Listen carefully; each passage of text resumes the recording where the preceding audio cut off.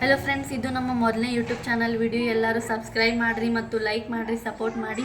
ನಮ್ದು ಹುಬ್ಳಿ ಧಾರವಾಡ ಇವತ್ತು ಹುಣಸೆ ಹಣ್ಣಿನ ಚಿಗಡಿ ಮಾಡತ್ತೇವಿ. ಇವತ್ತು ನಮ್ಮ ಅಜ್ಜಿಯಾರು ಹುಣಸೆ ಹಣ್ಣಿನ ಚಿಗಡಿ ನಮ್ಮ ಹಳ್ಳಿ ಸ್ಟೈಲ್ ಒಳಗೆ ಹೇಳ್ಕೊಡ್ತಾರೆ. ಹುಣಸೆ ಹಣ್ಣಿನ ಚಿಗಡಿ ಮಾಡಕ್ಕೆ ಬೇಕಾಗುವಂಥ ಸಾಮಗ್ರಿಗಳ: ಹುಣಸೆ ಹಣ್ಣು, ಬೆಲ್ಲ, ಅರಿಶಿನ, ಖಾರ, ಉಪ್ಪು, ಬೆಳ್ಳುಳ್ಳಿ, ನಿಂಬೆ ಗಿಡದ ಎಲೆ. ಇವ್ರು ನಮ್ಮ ಅಮ್ಮಾರ ಹುಣಸೆ ಹಣ್ಣಿನ ಚಿಗಡಿ ಹೆಂಗೆ ಮಾಡೋದಂತೆ ಹಳ್ಳಿ ಸ್ಟೈಲ್ ಒಳಗೆ ಹೇಳ್ಕೊಡತ್ತಾರೆ. ನಾವು ಕಲ್ಕೊಳತ್ತೀವಿ ಬರ್ರಿ. ಈಗ ಕಡಬದ ಕಲ್ ತೊಗೊಂಡೇನಿ. ಇದಕ್ಕೆ ಹುಂಚೆನ್ ಹಾಕೋತೇನಿ. ಇದು ಸಣ್ಣ ಆಗೋವರೆಗೂ ಜಜ್ಜಿ ಆಮೇಲೆ ಇದಕ್ಕೆ ಬೇಕಾಗುವಂಥ ಉಪ್ಪು ಖಾರ ಎಲ್ಲ ಹಾಕಬೇಕು.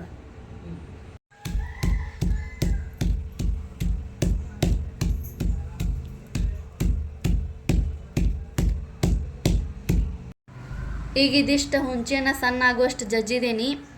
ಈಗ ಇದಕ್ಕೆ ನಿಂಬೆ ಗಿಡದ ಎಲ್ಲದ ಒಂದು 10 ಎಲೆ ಹಾಕತೇನಿ. ಆಮೇಲೆ ಒಂದು 4 ಬೆಳ್ಳುಳ್ಳಿ, ರುಚಿಗೆ ತಕ್ಕಷ್ಟು ಉಪ್ಪು, ಖಾರ ಹಾಕೋಬೇಕು. ರುಚಿಗೆ ತಕ್ಕಷ್ಟು ಉಪ್ಪು ಹಾಕತೇನಿ.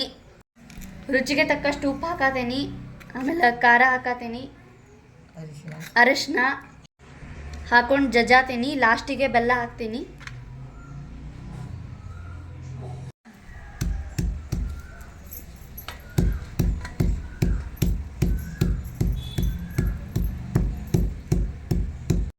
ಈಗ ಹುಣಸೆ ಹಣ್ಣಿನ ಚಿಗಡಿ ರೆಡಿ ಆಗೈತಿ. ಈ ರೀತಿ ಸಣ್ಣ ಆಗುವಂಗೆ ಜಜ್ಕೋಬೇಕು. ಇದನ್ನು ಸಣ್ಣ ಮಕ್ಕಳಿಗೆ ಈ ರೀತಿ ಲಾಲಿಪಾಪ್ ಗತೆ ಮಾಡಿಕೊಡ್ಬೇಕು.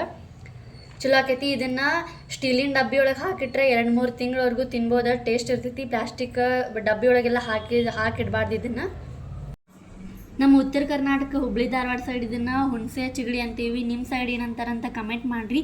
ಮತ್ತು ಇದನ್ನೊಮ್ಮೆ ಟ್ರೈ ಮಾಡಿ ಟೇಸ್ಟ್ ಹೆಂಗೈತೆ ಅಂತೇಳಿ ಕಮೆಂಟ್ ಮಾಡಿರಿ.